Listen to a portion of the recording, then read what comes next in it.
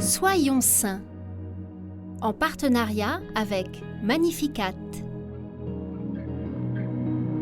Nous souhaitons une très joyeuse fête aux Gérald, aux Gary et aux Crispine. Nous découvrons ensemble aujourd'hui le bienheureux Bartolomeo Fanti. Cet apôtre du Saint-Sacrement et de la Sainte Vierge Marie est né en 1428 à Mantoue, en Italie. Nous connaissons peu de choses sur sa jeunesse, mis à part qu'il entre à 17 ans dans le couvent du Carmel de sa ville. Il y sera notamment le maître des novices, qui restèrent durablement marqués par la finesse de son enseignement. En pleine époque de retour à l'observance de la règle initiale du Carmel, il se distingue comme prédicateur et comme thaumaturge. En effet, par ses prières, il obtient des guérisons spectaculaires. Dans sa communauté, il marque ceux qui le côtoient par son caractère doux et humble. Il édifie chacun par sa vie de prière, de générosité et de service. Bartolomeo a une immense dévotion pour la Vierge Marie qu'il souhaite faire aimer à toutes et à tous.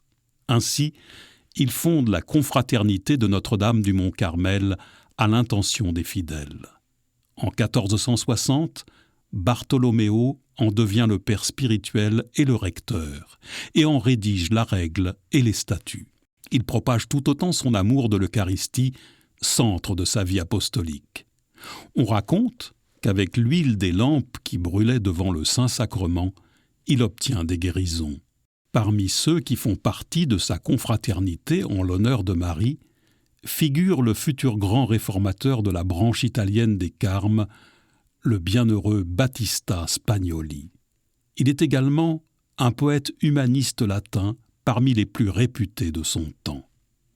Bartolomeo Fanti rend son âme à Dieu à Mantoue dans son couvent en 1495. Seigneur Jésus, tu es présent dans le Saint-Sacrement. Donne-nous le désir de venir plus souvent te tenir compagnie devant le tabernacle. Que nous soyons nous aussi comme les lampes allumées qui nous indiquent ta présence. Oui, nous voulons que nos cœurs brûlent d'un amour sans fin pour toi.